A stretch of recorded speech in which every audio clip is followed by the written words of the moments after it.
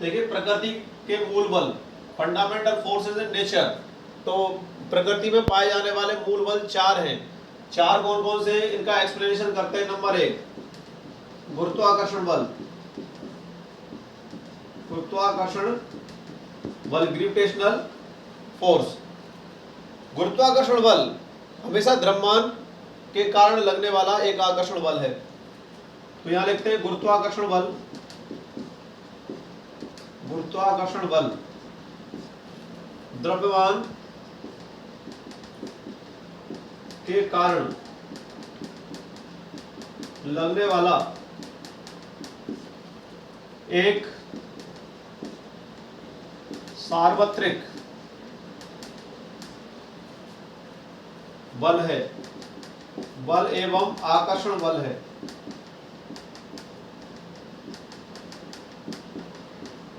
कैसा है? आकर्षण बल है। ठीक है, ये जो कैसा होता है, आकर्षण बल होता है और सार्वत्रिक है। सार्वत्रिक मतलब है सभी जगह व्याप्त होने वाला बल।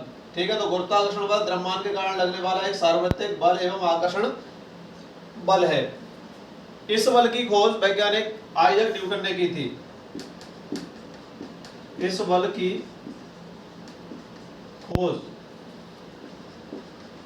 वैज्ञानिक आइजैक न्यूटन ने की थी। इसके अनुसार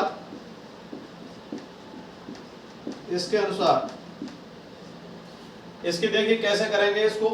इसके अनुसार किन्हीं दो पिंडों के मध्य परिभाषा लिख रहा हूं इसकी मैं यहां से। ठीक है, किन्हीं दो पिंडों के मध्य लगने वाला कौन सा बल है? आकर्षण बल। पिंडों के द्रव्यमानों के समानुपाती एवं उनकी बीच की दूरी के वर्ग के व्युत्क्रमानुपाती, उनकी बीच की दूरी के वर्ग के व्युत्क्रमानुपाती होता है। ठीक है, अब जैसे मैं समझा रहा हूं उसको, यहां से देखिए ये है कि गुरुत्वाकर्षण बल द्रव्यमान के कारण लगने वाला एक सार्वत्रिक एवं आकर्षण बल है। सार्वत्रिक मतलब है कि सभी जगह व्याप्त होने वाला बल। इस बल की खोज वैज्ञानिक आइजैक न्यूटन ने की थी। इसके अनुसार किन्हीं दो पिंडों के मध्य लगने वाला आकर्षण बल पिंडों के द्रव्यमानों के समानुपाती है, उनकी बीच की दूरी के वर्ग के व्युत्क्रमानुपाती होता है। जैसे देखिए एक पिंड A है और दूसरा पिंड यहाँ पर B है। इसका द्रव्यमान m1 है और इसका द्रव्यमान कितना है? m2 है। ठीक है, इन दोनों के बीच की जो दूरी है यहाँ से यहाँ तक, वो हम यहाँ से यहाँ तक स्मॉल r लेंगे। इधर लगने वाला बल, ये दोनों लगने वाले बल हैं एक दूसरे के इधर, तो ये पिंड इस पर बल आरोपित करेगा, ये पिंड इस पर बल आरोपित करेगा। तो यहाँ से देखें, ये द्रव्यमान, पहले पिंड का द्रव्यमान कितना है? m1 और दूसरे का कितना है? m2। तो यहाँ है किन्हीं दो पिंडों के मध्य लगने वाला आकर्षण बल। आकर्षण बल का मतलब है ये इस पर बल लगाएगा, ये इस पर बल लगाएगा, तो दोनों बल लगाएंगे, तो ये कौन सा बल बन जाएगा? आकर्षण बल। पिंडों के द्रव्यमानों के समानुपाती, यहां तक बात करें तो यहां से देखें, अर्थात F समानुपाती क्या होगा? m1 m2। पिंडों के मध्य लगने वाला आकर्षण बल पिंडों के द्रव्यमानों के समानुपाती, तो समानुपाती तो ये हो गया, तथा उनकी बीच की दूरी के वर्ग के व्युत्क्रमानुपाती होता है। तो F व्युत्क्रमानुपाती 1/r²। तो F समानुपाती m1 m2 तथा F समानुपाती 1/r²। ये बल लगता है इस तरीके से। तो बीच की दूरी यहाँ से यहाँ तक कितनी है? स्मॉल r है। वह एक पिंड A है और पिंड B है, दोनों के मध्य लगने वाला बल कितना है? F। ठीक है, और पहले पिंड का द्रव्यमान कितना है? m1, दूसरे का कितना है? m2। तो दोनों के बीच लगने वाला बल क्या हो जाएगा, F हो जाएगा। ठीक है, तो F समानुपाती m1 m2 तथा F समानुपाती 1/r²। तो ये स्थिति यहाँ पर रहती है। अब हम दोनों इनको जो है पॉइंट्स को मिला करके लिखेंगे। तो मिलाकर लिखने पर क्या बनेगा, ये यहाँ से दोनों को साथ साथ मिलाकर लिख दीजिए। तो ये बन जाएगा यहाँ से F समानुपाती क्या, m1 m2 अपॉन क्या हो जाएगा, r²। ठीक है, या इसको खोलेंगे समानुपाती चिन्ह को, तो F बराबर आएगा कैपिटल G। यहाँ पर कैपिटल G लेते हैं। G मीन्स ग्रेविटेशनल फोर्स होता है, गुरुत्वाकर्षण बल होता है। तो G का मतलब है ग्रेविटेशनल। तो G यहाँ पर इसमें समानुपाती नियतांक कहलाता है। जहां लिखते हैं G समानुपाती नियतांक, क्योंकि समानुपाती चिन्ह को खोलने पर लगाया गया। समानुपाती नियतांक होता है, इसका मैं मान बता देता हूं। इसका मान होता है 6.67 10⁻⁻11 न्यूटन मीटर स्क्वायर और पर किलोग्राम स्क्वायर। ये इसका क्या होता है, इसका मात्रक होता है। तो 6.67 10⁻⁻11 न्यूटन मीटर स्क्वायर पर किलोग्राम स्क्वायर होता है। इसे सार्वत्रिक गुरुत्वाकर्षण नियतांक कहते हैं। इसे सार्वत्रिक, इसका नाम है, यहां से जो नाम रखा गया है, इसे सार्वत्रिक गुरुत्वाकर्षण नियतांक कहते हैं। इसे सार्वत्रिक गुरुत्वाकर्षण नियतांक कहते हैं। तो F बराबर capital G m1 m2 upon क्या हो गया, यहां से यहां तक r²। ये सूत्र बना। तो F बराबर capital G m1 m2 upon r²। ये कौन सा बल हो गया, आपका गुरुत्वाकर्षण बल हो गया। मात्रक अगर लिखें तो बल का मात्रक क्या होता है, न्यूटन। तो यहां लिख देंगे बल का मात्रक क्या होता है, न्यूटन। ठीक है, तो वही मात्रक है न्यूटन। यहां पर बल का मात्रक क्या बन गया, न्यूटन बन गया। तो एक ये बल हो गया। प्रकृति में पाए जाने वाले 4 बल बताए थे।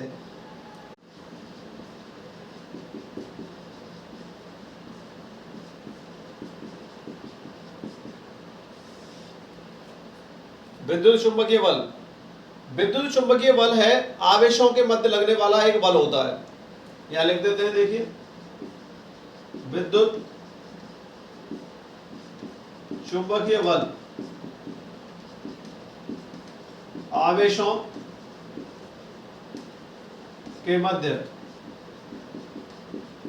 लगने वाला एक आकर्षण एवं प्रतिकर्षण बल है। कैसा बल है ये, आवेशों के मध्य लगने वाला आकर्षण और एवं प्रतिकर्षण बल है। ये स्थिर आवेशों के मध्य कार्य करता है। यह बल स्थिर आवेशों के मध्य, यह बल स्थिर आवेशों के मध्य कार्य करता है। इस बल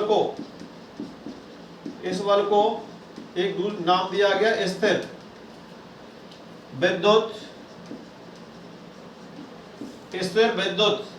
बल कहते हैं। इस बल को कौन सा बल कहते हैं, स्थिर विद्युत बल कहते हैं। ठीक है, तो मैंने कहा विद्युत चुंबकीय बल आवेशों के मध्य लगने वाला एक आकर्षण एवं प्रतिकर्षण बल है। यह बल स्थिर आवेशों के मध्य कार्य करता है। इस बल को स्थिर विद्युत बल कहते हैं। इसकी खोज वैज्ञानिक कूलाम ने की थी। इस बल की खोज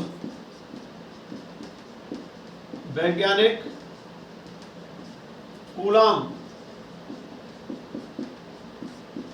ने की थी। इसलिए इस बल को कूलाम बल भी कहते हैं। इस बल को कौन सा बल कहते हैं, कूलाम बल भी कहते हैं। ठीक है, अब कूलाम बल या विद्युत चुंबकीय बल क्या है या स्थिर विद्युत बल क्या है, ये इसके बारे में मैं इसकी डेफिनेशन लिखूंगा बिल्कुल सेम टू सेम गुरुत्वाकर्षण बल की तरह से। वो वहां पर द्रव्यमानों के मध्य काम करता है, यहाँ ये आवेशों के मध्य कार्य करता है और डेफिनेशन एक जैसी है। ठीक है, तो मैं इसको यहां से इरेज कर देता हूं इसको और इसकी डेफिनेशन यहां से लिखते हैं। तो देखिए क्या है,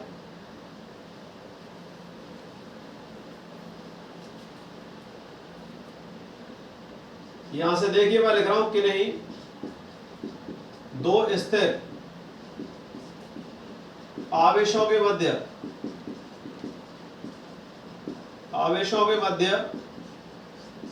कार्य करने वाला आकर्षण अथवा प्रतिकर्षण बल,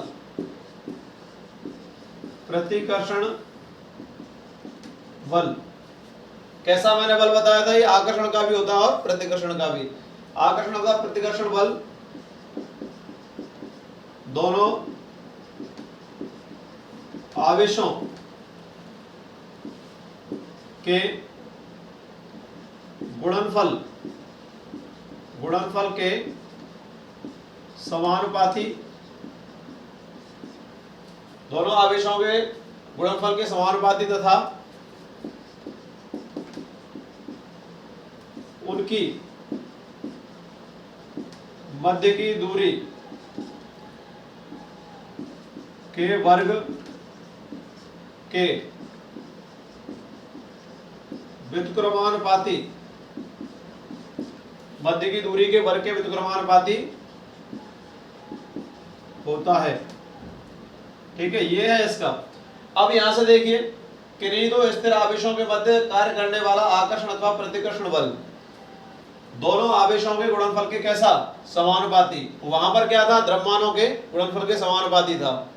ठीक है, यहां पर किसके है, आवेशों के गुणनफल के समानुपाती तथा उनके मध्य की दूरी के वर्ग के व्युत्क्रमानुपाती होता है। जैसे वहां पर ये एक आवेश है पहला A और ये दूसरा आवेश है B। ठीक है, इसको कहेंगे Q1 और ये Q2। ये दोनों आवेश समान प्रकृति के हो सकते हैं और भिन्न भिन्न प्रकृति के हो सकते हैं। ठीक है, आवेश एक प्लस का हो सकता है, एक माइनस का हो सकता है, या दोनों माइनस के हो सकते हैं तो समान प्रकृति हो गई, या फिर दोनों प्लस के हो सकते हैं। अगर प्लस के होंगे, ये मान लो प्लस का है और ये भी प्लस का है, तो यहाँ पर ये हमेशा दो आवेशों के मध्य क्या काम करेगा, प्रतिकर्षण बल लगेगा यहाँ पर। तो ये F बल इधर काम करेगा और F इधर काम करेगा, और दोनों के बीच की दूरी यहाँ पर क्या लेंगे हम, स्मॉल r ले लेंगे यहाँ पर। तो ये प्रतिकर्षण बल हो गया। कौन सा बल हो गया, ये प्रतिकर्षण। देखो एक दूसरे से अलग हट रही हो करके, प्रतिकर्षण हो रहा है, रिपल्शन हो रहा है यहाँ पर। अगर ये तो प्रतिकर्षण हो रहा है, लिख देता हूं मैं प्रतिकर्षण बल। ठीक है, अब दूसरी बात करें, यहां पर ये A पॉइंट है और ये B पॉइंट है। यहां पर तो Q1 प्लस का है और माइनस Q2 का है ये, तो यहां पर ये तो प्लस का मान लिया आपने और ये माइनस का मान लिया, तो ये अंदर की तरफ यहां पर ये बल ऐसे लगेगा। ठीक है, डॉट डॉट डॉट डॉट कर देंगे यहाँ पर। ठीक है, तो ये बीच की दूरी क्या हो जाएगी, यहाँ पर स्मॉल r हो जाएगी। ठीक है, तो ये कौन सा हो गया, आकर्षण बल। क्योंकि प्लस और माइनस हमेशा जो दो आवेश होते हैं, समान आवेशों के मध्य प्रतिकर्षण बल एवं विपरीत आवेशों के मध्य आकर्षण की प्रकृति होती है। ठीक है, तो ये आकर्षण यहाँ पर हो गया, देखिए, तो आकर्षण बल लगेगा, इसमें मैं लिख दिया यहाँ पर आकर्षण बल। ये आकर्षण बल हो गया, ये तो प्रतिकर्षण बल हो गया, और नीचे क्या हो गया, ये आकर्षण बल हो गया। ठीक है, तो ऐसे काम करता है यहाँ पर। तो ये हमने यहाँ पर आपको बताया कि विद्युत चुंबकीय बल क्या है, किन्हीं दो स्थिर आवेशों के मध्य कार्य करने वाला आकर्षण अथवा प्रतिकर्षण बल दोनों आवेशों के गुणनफल के समानुपाती है, उनकी बीच की दूरी के वर्ग के व्युत्क्रमानुपाती होता है। अर्थात Q1 Q2 दोनों समान प्रकृति के, प्लस प्लस के हो सकते हैं, माइनस माइनस के हो सकते हैं। तो सजातीय आवेश है तो इनके बीच में प्रतिकर्षण बल लगेगा। विजातीय आवेश, ये पहला है A और ये दूसरा B है, इस पर प्लस Q1 आवेश है, इस पर Q2 आवेश है माइनस का। ठीक है, तो दोनों के बीच में आकर्षण बल लग रहा है, प्लस और माइनस के बीच।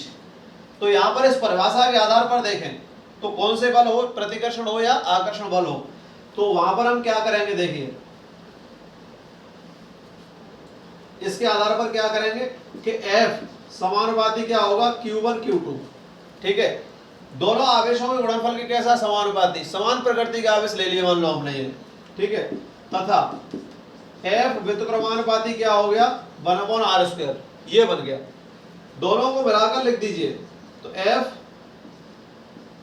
ये हो जाएगा Q1 Q2 अपॉन क्या हो गया यहाँ पर r²। ठीक है, तो यहां से खोलेंगे तो क्या हो जाएगा, F बराबर, इसको खोल दीजिए आप पूरे को, तो यहाँ पर F बराबर हम कैपिटल K लेते हैं, यहाँ पर नियतांक लेते हैं, तो ये Q1 Q2 अपॉन क्या हो गया r², ये बन गया यहाँ पर। अब ये प्लस और माइनस दोनों का भी हो सकता है, प्लस प्लस का हो सकता है, माइनस माइनस का हो सकता है, ये आवेशों की प्रकृति पर निर्भर करेगा। ठीक है, तो यहां से देखें, जहां कैपिटल K 1/4 एप्सिलॉन नॉट ये मान होता है इसका। ठीक है, इसको बोलते हैं एप्सिलॉन नॉट। दोबारा पढ़ रहा हूं मैं, एप्सिलॉन नॉट। नॉट मतलब जीरो कह दो या नॉट कह दो, एक ही बात है, लेकिन ये बनता सिंबल ऐसे है, जैसे आपने सी बनाया इस तरीके से और इसमें ऐसे कर दिया आपने, तो एप्सिलॉन बन गया, एप्सिलॉन बन गया ये। अगर आप नॉट यहाँ लगा दे, जीरो लगा देंगे तो नॉट कहलाएगा या जीरो कहलाएगा। इसे निर्वात की विद्युतशीलता कहते हैं। इसे क्या कहते हैं, निर्वात की विद्युतशीलता कहते हैं। इसे क्या कहते हैं, निर्वात की विद्युतशीलता कहते हैं। इसका मान बता देता हूं। ठीक है, इसका मान बता रहा हूं मैं आपको, इसका और इसका मान अलग होता है। इसका मान होता है 9 × 10⁹। ठीक है, ये होगा न्यूटन मीटर स्क्वायर। ठीक है, के का मान होगा ये पूरे का। ठीक है, न्यूटन मीटर स्क्वायर पर कूलम स्क्वायर, ये बनता है इसका। ठीक है, और इसका मान, निर्वात की विद्युतशीलता का मान अलग होता है। एप्सिलॉन नॉट बराबर होता है, यहां से देखिए 8.85, कितना 8.85 × 10⁻⁻12 कूलम स्क्वायर पर न्यूटन मीटर स्क्वायर, ये इसका मान होता है। एप्सिलॉन नॉट बराबर 8.85 × 10⁻12 कूलम स्क्वायर पर न्यूटन मीटर स्क्वायर, और के का मान है 9 × 10⁹ न्यूटन मीटर स्क्वायर पर कूलम स्क्वायर, ये बनता है। तो F बराबर capital K Q1 Q2 upon r²। ठीक है, तो ये स्थिति इसकी रहती है। तो ये पूरा बल कौन सा हो गया, विद्युत चुंबकीय बल हो गया। अब हम तीसरे बल की बात करेंगे, प्रबल नाभिकीय बल की, और एक दुर्बल नाभिकीय बल। ये 4 बल बताए थे मैंने, कौन कौन से बताए थे आपको लास्ट वीडियो में, कि एक तो बल था गुरुत्वाकर्षण बल, जिसे गुरुत्वीय बल कहते हैं, दूसरा है विद्युत चुंबकीय बल, ठीक है, तीसरा है प्रबल नाभिकीय बल, और चौथा है दुर्बल नाभिकीय बल। तो 4 प्रकार के बल बताए थे। तो 2 बलों को मैंने एक्सप्लेन यहाँ पर पूरी तरीके से कर दिया है। अब मैं तीसरे बल की बात करता हूं, यहां पर प्रबल नाभिकीय बल की। तीसरा बल बेटा यहां से देखिए, तीसरा बल है प्रबल नाभिकीय बल। ठीक है, प्रबल नाभिकीय बल। नाभिक के अंदर देखिए, नाभिक की जो खोज किसने की थी, वैज्ञानिक रदरफोर्ड ने की थी। अल्फा कणों के प्रकीर्णन प्रयोग द्वारा नाभिक की खोज हुई थी। तो अब उसमें जो अल्फा कणों के प्रकीर्णन प्रयोग द्वारा नाभिक की जब खोज हुई, तो उसमें 2 कण पाए गए। उसके नाभिक के अंदर कौन से कण होते हैं, 2 कण होते हैं, प्रोटॉन और न्यूट्रॉन। प्रोटॉन पर कैसा आवेश होता है, धनात्मक आवेश, और न्यूट्रॉन आवेश रहित कण है, जिस पर आवेश नहीं होता है। तो प्रोटॉन और न्यूट्रॉन जब दोनों कण उसके अंदर उपस्थित हैं, और इलेक्ट्रॉन नाभिक के चारों तरफ वृत्ताकार पथ में चक्कर लगाते हैं। ठीक है, तो प्रोटॉन और न्यूट्रॉन जिस बल के द्वारा बंधे रहते हैं, नाभिक के अंदर प्रोटॉन और न्यूट्रॉन जिस बल के द्वारा बंधे रहते हैं, उस बल को प्रबल नाभिकीय बल कहते हैं। तो यहां से हम लिख सकते हैं कि नाभिक के अंदर 2 कण कौन से, प्रोटॉन व न्यूट्रॉन होते हैं। नाभिक के अंदर कौन से कण होते हैं, प्रोटॉन और न्यूट्रॉन होते हैं।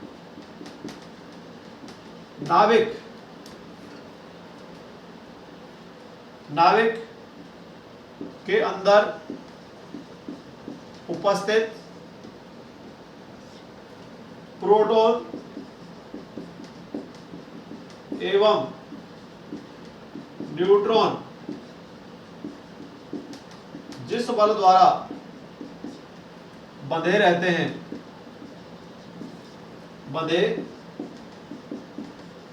हैं उसे प्रबल नाभिकीय बल कहते हैं, उसे प्रबल नाभिकीय बल कहते हैं। ये जो बल है सभी बलों में प्रबलतम बल होता है। यह बल सभी बलों में प्रबलतम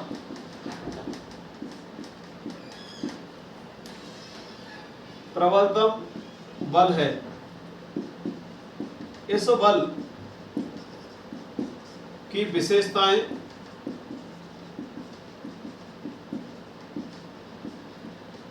निम्न है। तो मैंने यह लिखा कि नाभिक के अंदर दो कण प्रोटॉन व न्यूट्रॉन होते हैं। नाभिक के अंदर उपस्थित प्रोटॉन एवं न्यूट्रॉन जिस बल के द्वारा बंधे रहते हैं उसे प्रबल नाभिकीय बल कहते हैं या नाभिकीय बल कहते हैं। यह बल सभी बलों में प्रबलतम है। इस बल की विशेषताएं निम्न है। नंबर 1, यह बल कौन सा बल? नाभिकीय बल। यह बल विद्युत चुंबकीय बल, विद्युत चुंबकीय बल से तुलना करें, विद्युत चुंबकीय बलों की तुलना